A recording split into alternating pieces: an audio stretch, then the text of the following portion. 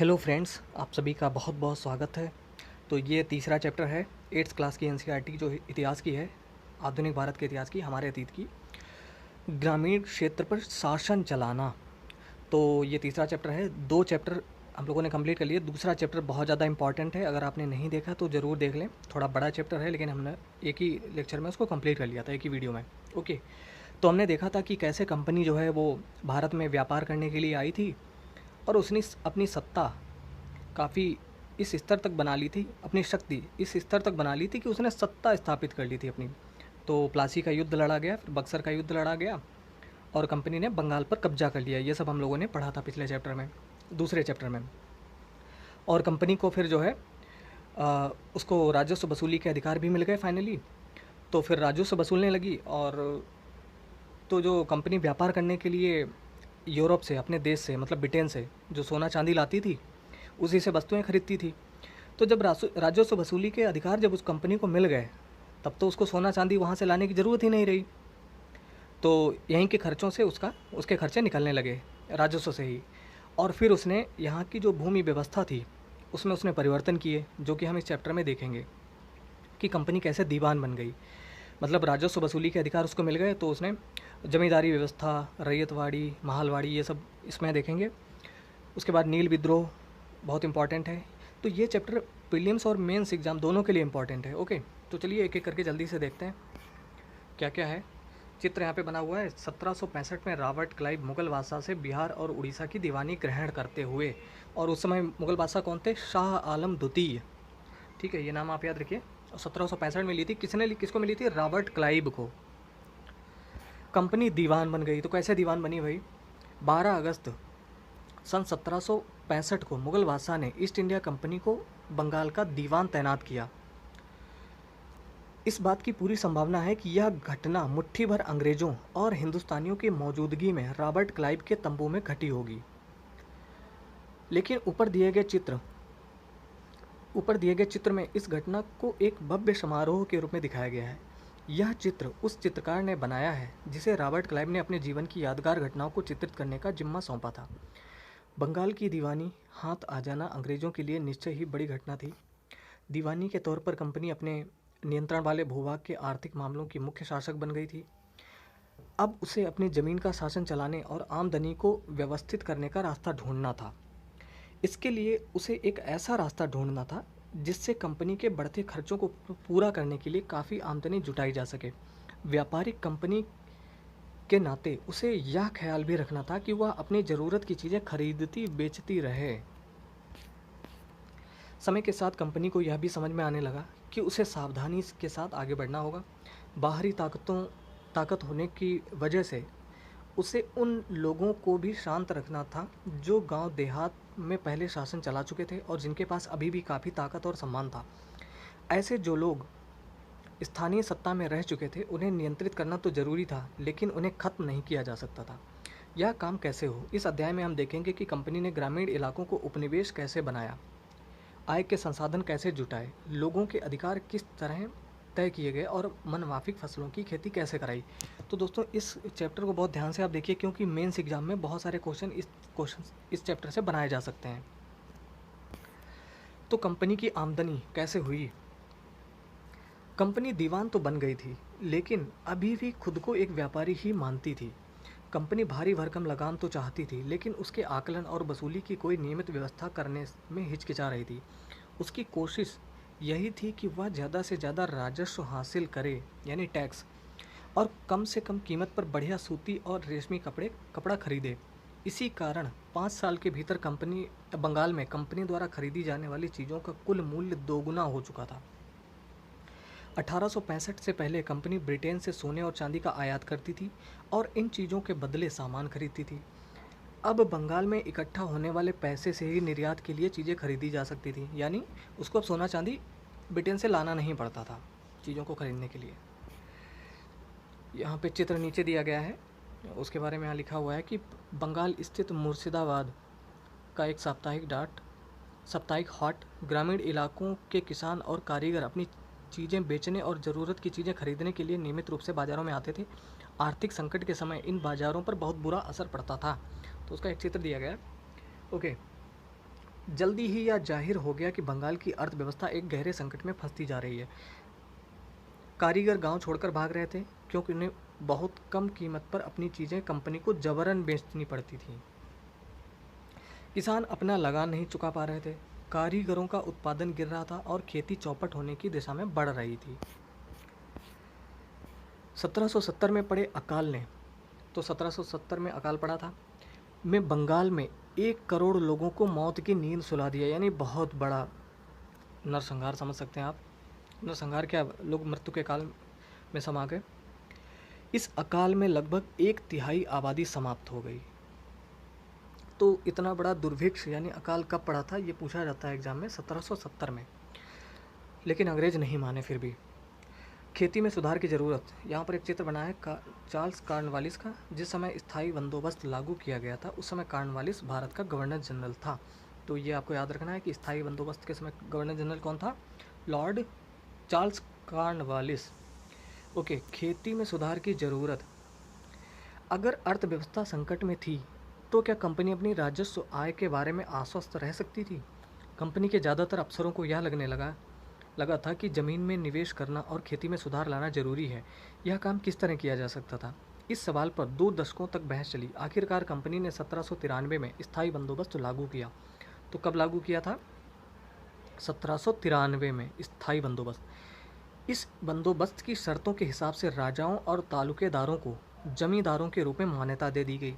तो स्थायी बंदोबस्त में कौन कौन से प्रावधान थे, ये आप ध्यान रखिए कि जो राजा लोग थे या तालुकेदार थे उनको जमींदार बना दिया गया, उनको जमींदारों के रूप में मान्यता प्रदान कर दी गई। उन्हें किसानों से लगान वसूलने और कंपनी को राजस्व चुकाने का जिम्मा सौंपा गया।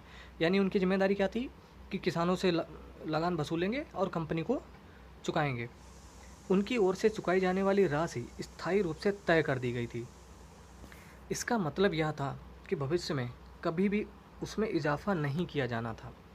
अंग्रेज़ों को लगता था कि इससे उन्हें नियमित रूप से राजस्व मिलता रहेगा और जमींदारों को ज़मीन में सुधार के लिए खर्च करने का प्रोत्साहन मिलेगा। उन्हें लगता था क्योंकि राज्य की ओर से राजस्व की मांग बढ़ने वाली नहीं थी, इसलिए जमींदार बढ़ते उत्पादन से फ़ायदे में रहेंगे। समस्या क्या थी उससे पहले यहाँ पे देख लेते हैं। बंगाल में रैयतों पर कोलब्रुक का कथन। तो रैयत का मतलब होता है किसान। यहाँ पे क्या लिखा हुआ है ये हम पढ़ लेते हैं। बंगाल में बहुत सारे गांवों में कई ताकतवर रैयत खुद खेती नहीं करते थे। वे औरों को पट्टे पर ज़मीन दे देते थे और उनसे भारी लगान वसूल करते थे। 1860 में H.T. कोलब्रुक ने इन काश्तकारों की स्थिति इन शब्दों में बयान की थी। तो जान लेते हैं उस समय की व्यवस्था क्या थी।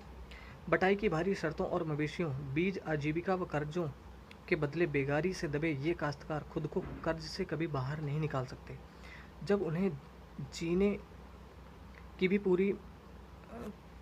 को भी पूरा नहीं मिलता तो ऐसे भयानक हालात में वे दिल लगाकर काम कैसे कर सकते हैं? न ही उन्हें अपनी हालत सुधारने में कोई उम्मीद दिखाई देती है। तो क्या समस्या थी? मगर स्थायी बंदोबस्त ने भी समस्या पैदा कर दी।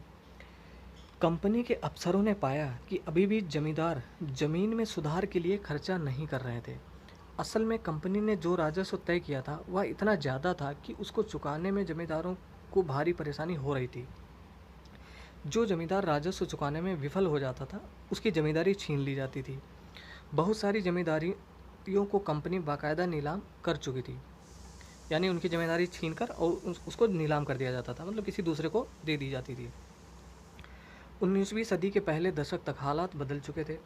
बाजार में कीमतें बढ़ी और धीरे धीरे खेती का विस्तार होने लगा।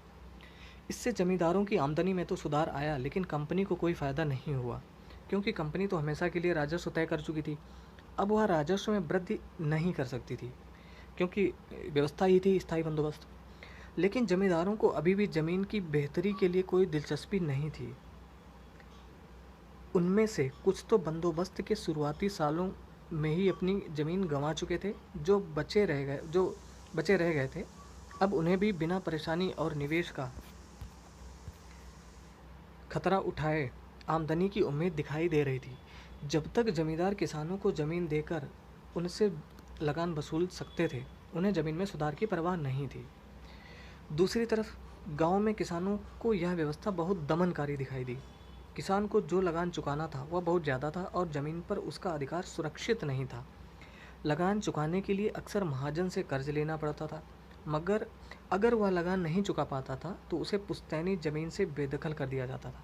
यानी ऐसी व्यवस्था थी स्थायी बंदोबस्त में कि लगान जो है वो डिसाइड कर दिया गया था कि कितना लेना है, और ज़मींदार उतना वसूल लेते थे किसानों से, चाहे फसल पैदा हो या ना पैदा हो, चाहे किसानों को महाजन से कर्ज लेकर ही क्यों ना कर्ज चुकाना पड़े तो उसको देना पड़ता था। अगर कर्ज नहीं चुका पाते थे तो वो अपनी जो दादा परदादा उनके पुश्तैनी जो ज़मीन होती थी उससे उन्हें बेदखल कर दिया जाता था। तो ये थी स्थायी बंदोबस्त व्यवस्था। अब नीचे एक नई व्यवस्था, यहाँ पे महल शब्द का मतलब क्या है। एक तो होता भैया महल, जैसे ताजमहल, और दूसरा एक महल व्यवस्था, तो जिसका अर्थ यहाँ पे दिया गया है, ब्रिटिश राजस्व दस्तावेजों में महल एक राजस्व इकाई थी। यह एक गांव या गांव का एक समूह होती थी। यानी जब बाद में महलवारी जो व्यवस्था बनाई गई थी तो वहाँ पर महल का अर्थ हुआ कि एक गांव या छोटे छोटे गांव का एक समूह, उसको एक महल कहा जाता था। ठीक है, तो इस शब्द का मतलब समझना ज़रूरी है क्योंकि आगे इसका प्रयोग होगा। एक नई व्यवस्था, 19वीं सदी की शुरुआत में ही कंपनी के बहुत सारे अधिकारियों को इस बात का यकीन हो चुका था कि इस राजस्व बंदोबस्त में दोबारा बदलाव लाना जरूरी है। जब कंपनी को शासन और व्यापार में अपने खर्चे चलाने के लिए पैसे की ज़रूरत हो तो वह स्थायी रूप से राजस्व तय करके काम कैसे चला सकती थी। तो बंगाल प्रेसिडेंसी के उत्तर पश्चिमी प्रांतों, इस इलाके का ज़्यादातर हिस्सा अब उत्तर प्रदेश में है, के लिए हॉल्ट मैकेंजी नामक अंग्रेज ने एक नई व्यवस्था तैयार की जिसे 1822 में लागू किया गया। किसने तैयार की थी? हॉल्ट मैकेंजी नामक अंग्रेज ने। कब? 1822 में लागू किया गया था। मैकेंजी को विश्वास था कि उत्तर भारतीय समाज में गांव एक महत्वपूर्ण सामाजिक संस्था है और उसको बचाए रखना चाहिए। उसके आदेश पर कलेक्टरों ने गांव-गांव का दौरा किया, जमीन की जांच की, खेतों को मापा और विभिन्न समूहों के रीति रिवाजों को दर्ज किया।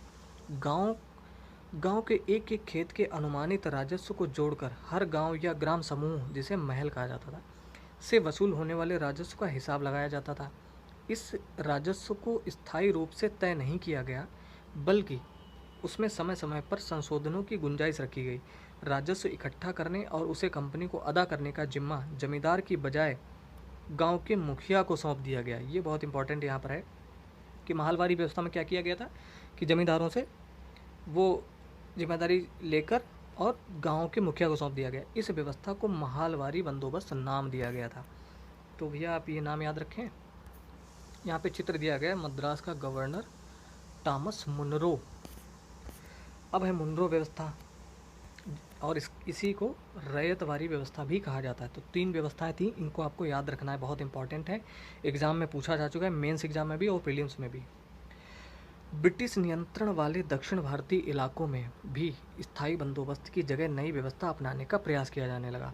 वहाँ जो नई व्यवस्था विकसित हुई उसे रैयतवार या रैयतवारी का नाम दिया गया। कैप्टन अलेक्जेंडर रीड ने टीपू सुल्तान के साथ चले युद्धों के बाद कंपनियों द्वारा कब्जे में लिए गए कुछ इलाकों में इस व्यवस्था को आजमाकर भी देख लिया था। टॉमस मुनरो ने इस व्यवस्था को विकसित किया। तो किसने विकसित किया था? टॉमस मुनरो ने। इस बात ये आप याद रखिए। इस व्यवस्था को विकसित किया और धीरे धीरे पूरे दक्षिण भारत पर यही व्यवस्था लागू कर दी गई थी। रीड और मुनरो को लगता था कि दक्षिण में परंपरागत जमींदार नहीं थे, इसलिए उनका तर्क यह था कि उन्हें सीधे किसानों यानी रैयतों से ही बंदोबस्त करना चाहिए जो पीढ़ियों से ज़मीन पर खेती करते आ रहे हैं। राजस्व आकलन से पहले उनके खेतों का सावधानीपूर्वक और अलग से सर्वेक्षण किया जाना चाहिए। मुनरो का मानना था कि अंग्रेजों को पिता की भांति किसानों की रक्षा करनी चाहिए।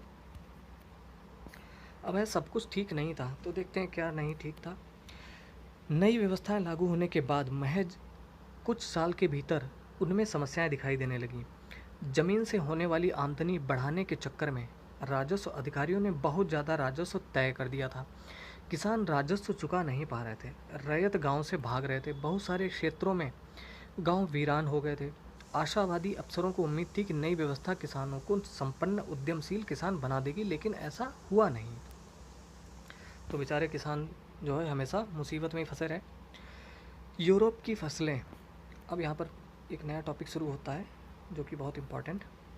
अंग्रेज़ों ने यह भी महसूस किया कि ग्रामीण इलाके न केवल राजस्व प्रदान कर सकते हैं, बल्कि वहाँ यूरोप की ज़रूरत के हिसाब से फसलें भी पैदा की जा सकती हैं। 18वीं सदी के आखिर तक कंपनी ने अफ़ीम और नील की खेती पर पूरा जोर लगा दिया था।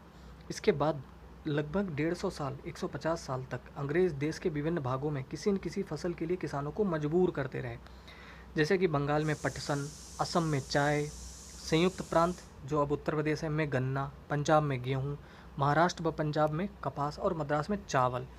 तो भैया अंग्रेज इतने चतुर थे, उन्होंने देखा कि जहाँ जो चीज़ें पैदा हो सकती हैं वहाँ के किसानों से वे चीज़ें ज़बरदस्ती उन्होंने पैदा करवाईं और यहाँ से ले गए। तो यह कैसे किया गया? अंग्रेज़ों ने अपनी ज़रूरत की फसलों की खेती को फैलाने के लिए कई तरीके अपनाए। आइए इसी तरह की एक फसल उत्पादन की ऐसी ही एक पद्धति को अच्छी तरह समझें। क्या रंग का भी कोई इतिहास है? हाँ है, पढ़ते हैं इसमें। चित्र 5 और 6 में सूती कपड़े के छापों की दो तस्वीरें दी गई हैं। तो ये तस्वीरें दी गई कलमकारी छापा 20वीं सदी भारत और कारिस कॉटन छापा 19वीं सदी का उत्तरार्ध इंग्लैंड। तो बाईं तरफ चित्र 5 की तस्वीर में भारत में आंध्र प्रदेश के बुनकरों द्वारा बनाए गए कलमकारी छापे दिखाई दे रहे हैं। दूसरी तरफ ब्रिटेन के प्रसिद्ध कवि और कलाकार विलियम मॉरिस द्वारा बनाए गए फूल वाले छापे हैं। दोनों छापों में एक बात समान है, दोनों में ही गहरे नीले रंग का इस्तेमाल किया गया है। इसे आमतौर पर नील कहा जाता है। क्या आप जानते हैं कि यह रंग किस तरह पैदा किया गया? इन छापों में आपको जो नीला रंग दिखाई दे रहा है वह नील नाम के एक पौधे से निकाला जाता था। इस बात की काफ़ी संभावना है कि 19वीं सदी के ब्रिटेन में मॉरिस के छापों में इस्तेमाल किया गया नीला रंग भारत में उगने वाले नील के पौधों से ही तैयार किया गया होगा। उस समय भारत दुनिया में नील का सबसे बड़ा स्रोत था। अब है भारतीय नील की मांग क्यों थी? नील का पौधा मुख्य रूप से उष्णकटिबंधीय इलाकों में ही उगता है। 13वीं सदी तक इटली, फ्रांस और ब्रिटेन के कपड़ा उत्पादक कपड़े की रंगाई के लिए भारतीय नील का इस्तेमाल कर रहे थे। अच्छा, उष्णकटिबंधीय इलाकों में ही उगता है, तो भैया ये भारत जैसे क्षेत्रों में, या जो उष्णकटिबंधीय इलाका कौन सा है? ये है हमारी पृथ्वी मान लो, और ये भूमध्य रेखा है। तो भूमध्य रेखा के उत्तर में 23.5 अंश उत्तरी अक्षांश और दक्षिण में 23.5 अंश दक्षिणी अक्षांश। तो इसके बीच यहाँ से यहाँ तक का जो भाग है इसे कहते हैं उष्णकटिबंधीय इलाका, उष्णकटिबंधीय क्षेत्र। तो 23.5 अंश उत्तर और 23.5 अंश दक्षिण, यहाँ पर पूरे वर्ष भर अच्छी मात्रा में गर्मी पड़ती है, सूर्य की किरणें पड़ती हैं। तो ये जो नील का पौधा था ये सिर्फ उष्णकटिबंधीय इलाके में ही उगता था। और भैया यूरोप तो पड़ता है शीतोष्ण या शीत कटिबंध में, तो वहाँ ये पौधा उगाना संभव नहीं था। इसलिए उस समय भारतीय नील की बहुत थोड़ी मात्रा ही यूरोपीय बाज़ारों में पहुँचती थी। उसकी कीमत भी बहुत ऊंची रहती थी। इसीलिए यूरोपीय कपड़ा उत्पादकों को बैंगनी और नीले रंग बनाने के लिए वोड नामक एक और पौधे पर निर्भर रहना पड़ता था। वोड पौधा शीतोष्ण क्षेत्र में उगता था, इसलिए यूरोप में आसानी से मिल जाता था। तो यूरोप जो है वो उसका ज़्यादातर हिस्सा शीतोष्ण कटिबंध में है। उत्तरी इटली, दक्षिणी फ्रांस व जर्मनी और ब्रिटेन के कई हिस्सों में यह पौधा उगता था। नील के साथ प्रतिस्पर्धा से परेशान यूरोप के वोड उत्पादकों ने अपनी सरकारों पर दबाव डाला कि वे नील के आयात पर पाबंदी लगा दें। यहाँ पर बागान क्या है? एक विशाल खेत जिस पर बागान मालिक बहुत सारे लोगों से जबरन काम करवाता था। कॉफ़ी, गन्ना, तंबाकू, चाय और कपास आदि के विषय में बागानों का जिक्र किया जाता है। तो आगे क्या है? मगर कपड़े को रंगने वाले नील को ही पसंद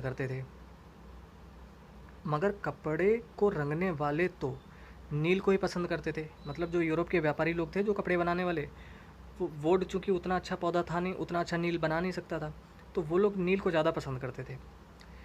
नील से बहुत चमकदार नीला रंग मिलता था, जबकि वोड से मिलने वाला रंग बेजान और फीका होता था। 17वीं सदी तक आते आते यूरोपीय कपड़ा उत्पादकों ने नील के आयात पर लगी पाबंदी में ढील देने के लिए अपनी सरकारों को राजी कर लिया। कैरिबियाई द्वीप समूह स्थित सेंट डोमिंगो में फ्रांसीसी, ब्राज़ील में पुर्तगाली, जमैका में ब्रिटिश और वेनेजुएला में स्पेनिश लोग नील की खेती करने लगे। उत्तरी अमेरिका के भी बहुत सारे भागों में नील के बागान सामने आ गए थे। 18वीं शताब्दी के आखिर तक भारतीय नील की मांग और बढ़ गई। ब्रिटेन में औद्योगिकरण का युग शुरू हो चुका था और उसके कपास उत्पादन में भारी इजाफा हुआ। अब कपड़ा की रंगाई की मांग और तेज़ी से बढ़ने लगी। जब नील की मांग बढ़ी, उसी दौरान वेस्ट इंडीज़ और अमेरिका से मिलने वाली आपूर्ति अनेक कारणों से बंद हो गई। 1783 से 1789 के बीच दुनिया का नील उत्पादन आधा रह गया था। ब्रिटेन के रंगरेज अब नील की आपूर्ति के लिए बेचैनी से किसी और स्रोत की तलाश कर रहे थे। यह नील कहाँ से मिल सकता था? भारत में ब्रिटेन की बढ़ती दिलचस्पी। यूरोप में नील की बढ़ती मांग को देखते हुए ईस्ट इंडिया कंपनी भी भारत में नील की खेती बढ़ाने के रास्ते ढूंढने लगी। तो उन्होंने सोचा, अंग्रेज़ों ने, कि भारत में तो पैदा होता ही है नील का पौधा, मतलब यहाँ तो पैदावार हो ही सकती है। ओके, 18वीं शताब्दी के आखिरी दशकों से ही बंगाल में नील की खेती तेज़ी से फैलने लगी थी। बंगाल में पैदा होने वाला नील दुनिया के बाज़ारों पर छा गया था। 1788 में ब्रिटेन द्वारा आयात किए गए नील में भारतीय नील का हिस्सा केवल लगभग 30% था और 1810 में, यानी लगभग देखा जाए 20 वर्षों बाद ही, में ब्रिटेन द्वारा आयात किए गए नील में भारतीय नील का हिस्सा 95% हो चुका था। तो इतना ज़्यादा मात्रा में बढ़ गया था मात्र 20 वर्षों में।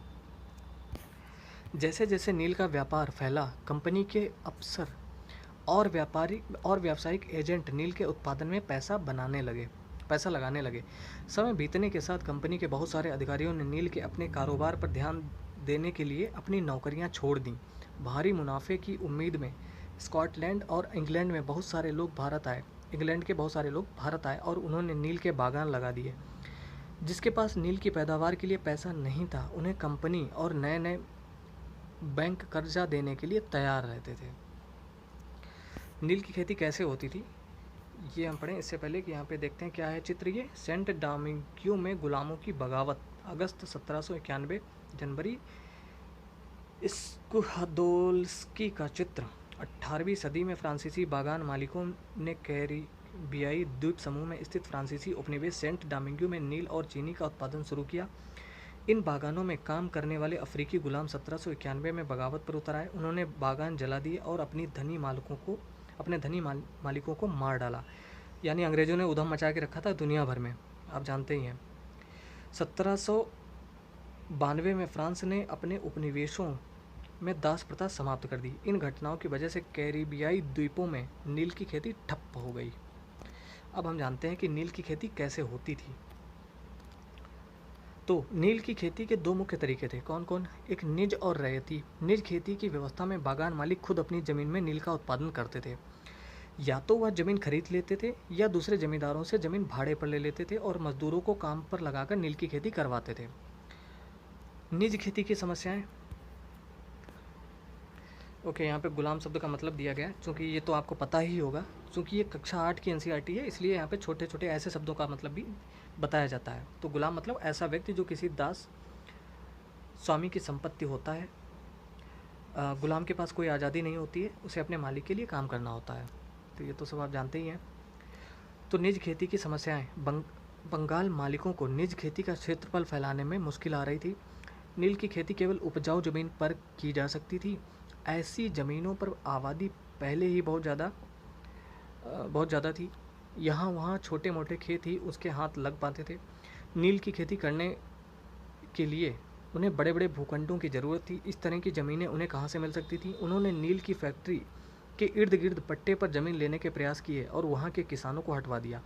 इससे टकराव और तनाव पैदा हो जाता था।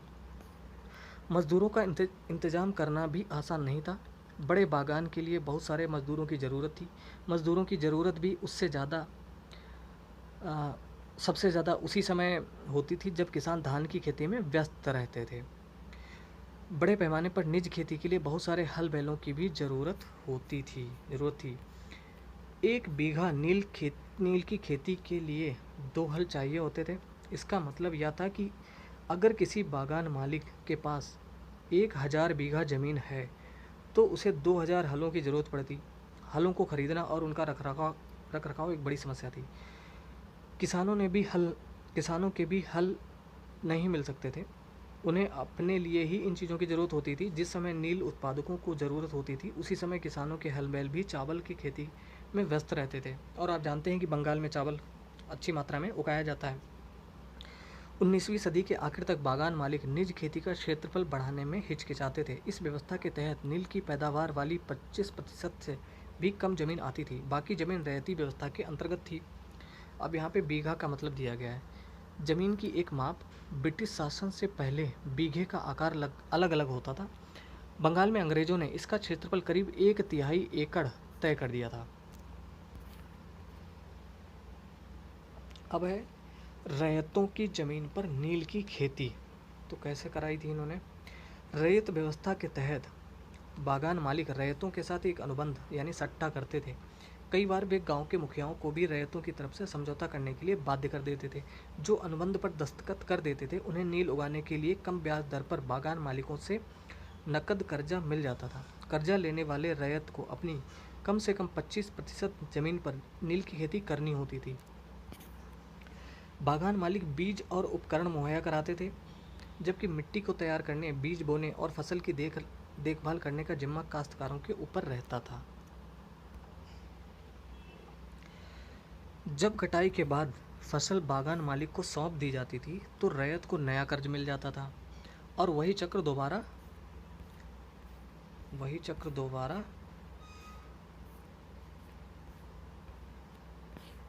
शुरू हो जाता था। ओके, और ऊपर क्या छूट रहा है ये भी कंप्लीट कर लें। 19वीं सदी की शुरुआत में बंगाल के मजदूर नील की खेती करते हुए, तो ये नील की खेती करते हुए बंगाल के मजदूर भारत में नील के पौधे की कटाई अधिकांशतः पुरुष ही करते थे। और दो चित्र है यहाँ पर दूसरा, खेतों से फैक्ट्री में लाए जा रहे हैं नील के पौधे के गट्ठर। ये धुंधला चित्र है, इतना साफ स्पष्ट यहाँ पे बना नहीं है। बैलगाड़ियों पर ला रहे हैं अपने गट्ठर। नील का उत्पादन कैसे होता था उसका यहाँ पे चित्र बना हुआ है। ये कोई उतना इम्पोर्टेंट नहीं है। नील के खेतों के पास स्थित नील का एक कारखाना, विलियम सिप्सन का चित्र 1863 का। उसके बाद एक चित्र यहाँ बना हुआ है 11वां। उसके बाद यहाँ पे एक चित्र बना हुआ है। तो ये सारे चित्र कैसे बनाते थे इसको, ये आप वीडियो पॉज करके और यहाँ तक पढ़ सकते हैं। ये पूरा एग्ज़ाम के पॉइंट ऑफ व्यू से उतना इम्पोर्टेंट नहीं है, लेकिन यहाँ पे विधि बताई गई है कि कैसे बनाते थे। ये वीडियो पॉज करके आप इतना पढ़ सकते हैं। ओके, तो वही चक्र फिर से शुरू हो जाता था। जो किसान पहले इन कर्जों से बहुत आकर्षित थे, उन्हें जल्द ही समझ में आ गया कि यह व्यवस्था कितनी कठोर है। उन्हें नील की जो कीमत मिलती थी वह बहुत कम थी और कर्जों का सिलसिला कभी ख़त्म नहीं होता था। समस्याएं और भी थीं। बागान मालिक चाहते थे कि किसान अपने सबसे बढ़िया खेतों में ही नील की खेती करें, लेकिन नील के साथ परेशानी यह थी कि उसकी जड़ें बहुत गहरी होती थीं और वह मिट्टी की सारी ताकत खींच लेती थी। नील की कटाई के बाद वहाँ धान की खेती नहीं की जा सकती थी। अब है नील विद्रोह और उसके बाद, ये बहुत इम्पॉर्टेंट है। यहाँ पे नील गांव का एक गीत, जो गीत इम्पॉर्टेंट नहीं है परीक्षा के लिए, एग्ज़ाम के लिए, तो नील विद्रोह पढ़ते हैं। मार्च 1859 में बंगाल के हजारों रैयतों ने नील की खेती से इनकार कर दिया। कब? 1859 में, यानी 1857 की क्रांति के बाद। जैसे जैसे विद्रोह फैला, रैयतों ने बागान मालिकों को लगान चुकाने से भी इनकार कर दिया। वे तलवार, भाले और तीर कमान लेकर नील की फैक्ट्रियों पर हमला करने लगे। औरतें अपने बर्तन लेकर लड़ाई में कूद पड़ीं।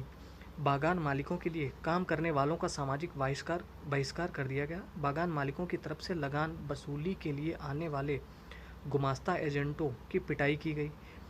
रैयतों ने कसम खा ली कि न तो वे नील की खेती के लिए कर्जा लेंगे और न ही बागान मालिकों के लठियालों यानी लाठीधारी गुंडों से डरेंगे।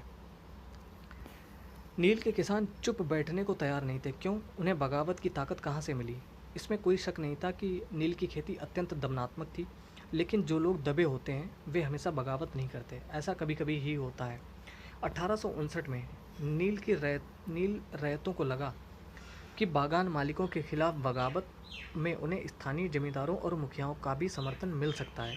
बहुत सारे गाँव में जिन मुखियाओं से नील के अनुबंधों पर जबरन दस्तखत कराए गए थे, उन्होंने ही नील किसानों को इकट्ठा किया और लठियालों के साथ आमने सामने की लड़ाई लड़ी। कई स्थानों पर रैयतों को बगावत के लिए उकसाते हुए खुद जमींदार गांव-गांव घूमने लगे। जमींदार इस बात से परेशान थे कि बागान मालिकों की ताकत बढ़ती जा रही थी और बागान मालिक जबरन लंबे समय के लिए उनसे ज़मीन ले लेते थे। नील के किसानों को ये भी लग रहा था कि अंग्रेजी सरकार भी संघर्ष में उनका साथ देगी। 1857 की बगावत के बाद ब्रिटिश सरकार एक और व्यापक विद्रोह के खतरे से डरी हुई थी। जब नील की खेती वाले जिलों में एक और बगावत की खबरें फैलीं तो लेफ्टिनेंट गवर्नर ने 1859 की सर्दियों में इलाके का दौरा किया। रैयतों को लगा कि सरकार उनकी दुर्दशा से परेशान है। बरसात के मजिस्ट्रेट एस्ले ईडन ने एक नोटिस जारी किया जिसमें कहा गया था कि रैयतों को नील के अनुबंध मानने के लिए मजबूर नहीं किया जाएगा। इस नोटिस के आधार पर लोगों में यह खबर फैल गई कि रानी विक्टोरिया ने नील की खेती न करने का हुक्म दे दिया है। ईडन किसानों को शांत करने और विस्फोटक स्थितियों को नियंत्रित करने की कोशिश कर रहे थे। उनकी कार्रवाइयों को किसानों ने अपने विद्रोह का समर्थन मान लिया। जैसे जैसे विद्रोह फैला, कलकत्ता के पढ़े लिखे लोग भी नील जिलों की ओर चल पड़े। उन्होंने रैयतों की दुर्दशा, बागान मालिकों की जोर जबरदस्ती और अत्याचारी नील व्यवस्था के बारे में लिखा। इस बगावत से परेशान सरकार को बागान मालिकों की रक्षा के लिए सेना बुलानी पड़ी। नील उत्पादन व्यवस्था की जांच करने के लिए एक नील आयोग भी बना दिया गया। इस नील आयोग ने बागान मालिकों को दोषी पाया, जोर जबरदस्ती के लिए उनकी आलोचना की। आयोग ने कहा कि नील की खेती रैयतों के लिए फ़ायदे का सौदा नहीं है। आयोग ने रैयतों से कहा कि वे मौजूदा अनुबंधों को पूरा करें, लेकिन आगे से वे चाहें तो नील की खेती बंद कर सकते हैं। इस बगावत के बाद बागानों में नील का उत्पादन धराशायी हो गया। इसके बाद बागान मालिक बिहार पर ध्यान देने लगे। 19वीं सदी के आखिर में कृत्रिम रंगों का निर्माण होने लगा था, यानी आर्टिफिशियल रंग बनाए जाने लगे थे। इससे उनका व्यवसाय भी बुरी तरह प्रभावित हुआ। फिर भी वे उत्पादन फैलाने में सफल रहे। जब महात्मा गांधी दक्षिण अफ्रीका से लौटे तो बिहार के किसान ने उन्हें चंपारण आकर नील खेती की दुर्दशा को देखने का न्योता दे दिया। 1917 में महात्मा गांधी का यह दौरा नील बागान मालिकों के खिलाफ चंपारण आंदोलन की शुरुआत थी। तो चंपारण आंदोलन कब शुरू हुआ था? 1917 में। भीख मांग लूँगा परंतु नील नहीं उगाऊंगा। तो ये आप पढ़ सकते हैं, कुछ खास इंपॉर्टेंट नहीं है।